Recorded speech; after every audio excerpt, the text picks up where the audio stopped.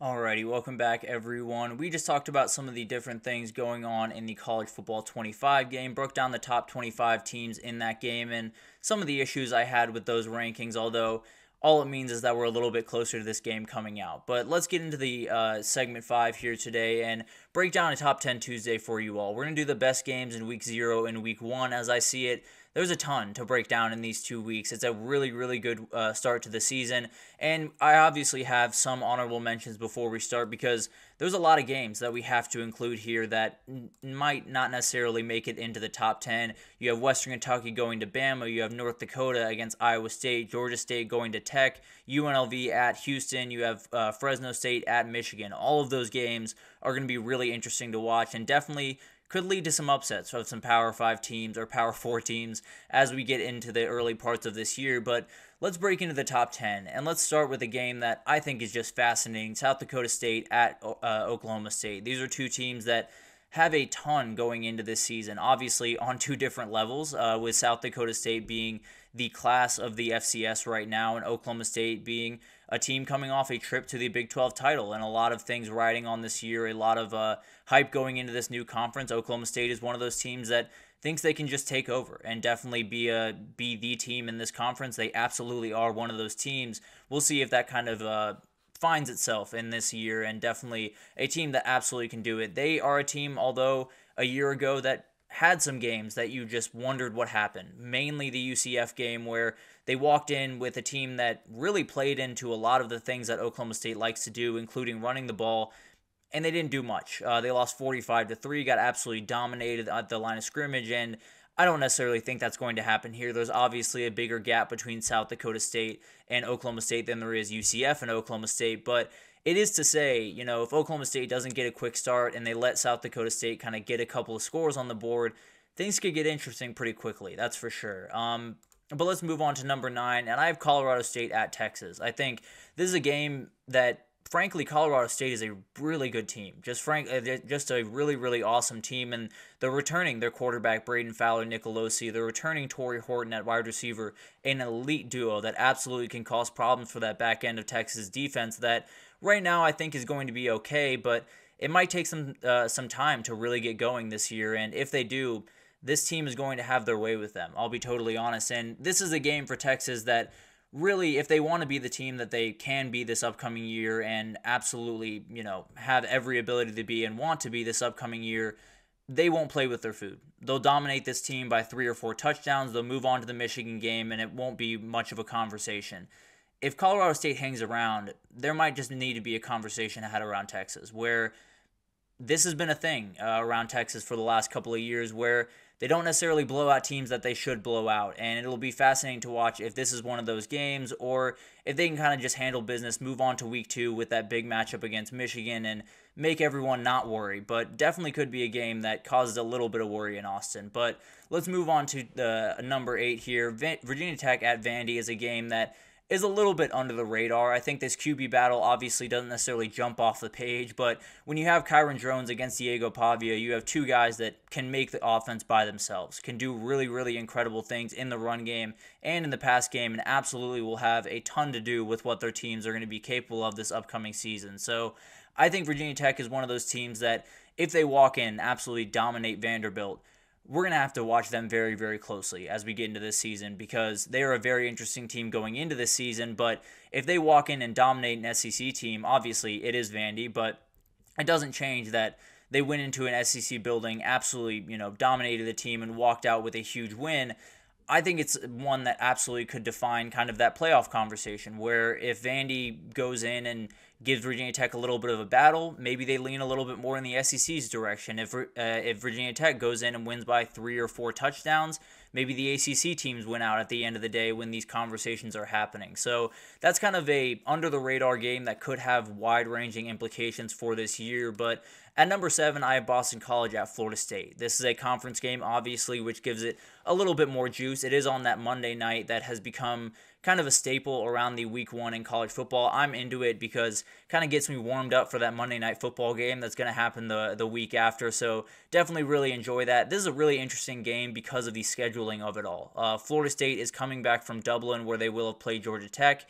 And there's going to be some questions. If they have won that game in convincing fashion, you're still going to have to deal with travel. You're still going to have to deal with a lot of the things that a lot of these players have never had to deal with in their lives. And then if you lose that game to Tech, you have a lot of questions, and you have to win this game and win it pretty convincingly to make your fans just calm down just a little bit. But let's break down another game, North Dakota State at Colorado. This is a Thursday night game in that week 1, and I think it's just going to be incredible. It might just be the most interesting one of this entire bunch, if I'm being totally honest with you, because this is a North Dakota State team that is not scared of anyone. They absolutely can walk into pretty much any building across the country and give a team a run for their money. And Colorado is a team that I think is going to be a good team throughout the year. I think is going to improve from a year ago, but they're likely going to start slower than they finish. They're likely going to be a team that gets a little bit better as the season goes on, and this would be the time to get them if you're North Dakota State. So this is obviously going to be a crazy game. If Colorado is going to be the team that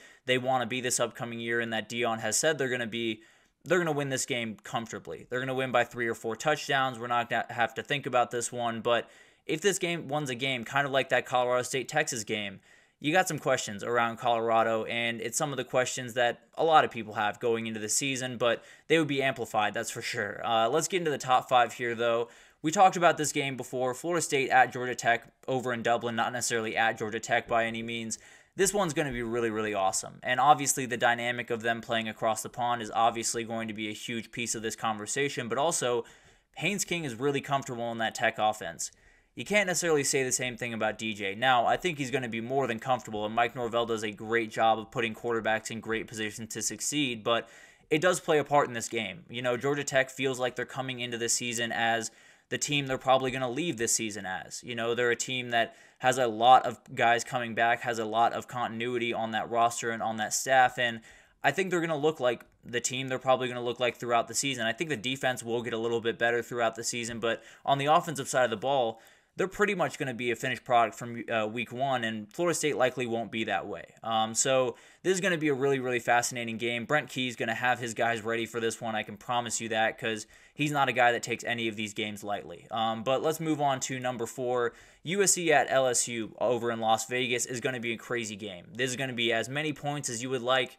They're likely going to score in this game because these are two defenses that I think, as we've talked about a number of times, are going to be much better at the end of the year than they are at the beginning. I think this is the time to get them, and these are two quarterbacks that are going to be really good this year. I really like both of them, Miller Moss and Garrett Nussmeier, and they're taking over for the 2 top picks in last year's draft, in Caleb Williams and Jaden Daniels, and we still have a really, really awesome quarterback battle. So it gives you an idea of how good the offenses are at both these universities, and both these teams really need a kickstart, whether it's LSU jumping into that SEC schedule with the big win over USC, or USC joining the Big Ten for the first time and jumping in with a huge win over LSU. So both these teams need a kickstart if they really want to do what they can do this upcoming season, and maybe it just starts on that Sunday right after week 1. So it'll be fascinating to watch that game.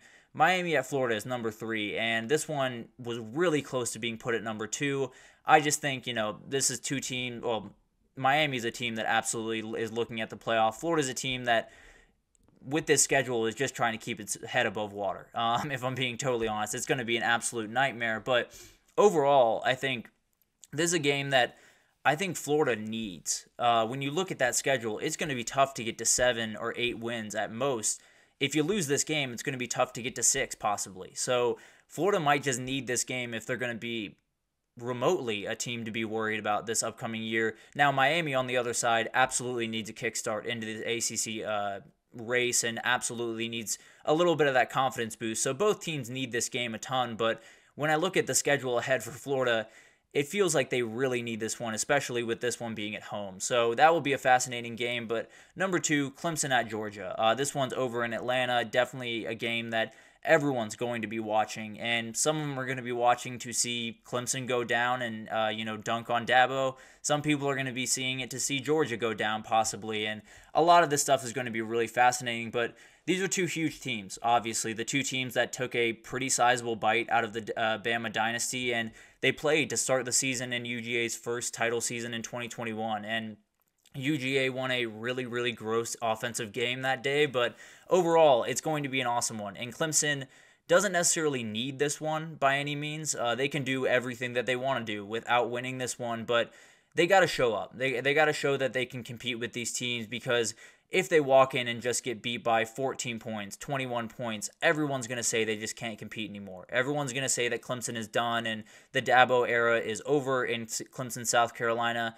It probably won't be the case, but regardless, that's what's going to be talked about. And then for Georgia, this is one you should likely take care of business. It's not going to be easy by any means, but Georgia's got to win this one if they're going to do what they want to do this season and going to be the team that they want to be, because they should dominate a lot of the teams on their schedule. But this is obviously going to be a tougher game, but they should absolutely win this one and walk into week 2 undefeated and just keep on rolling, really.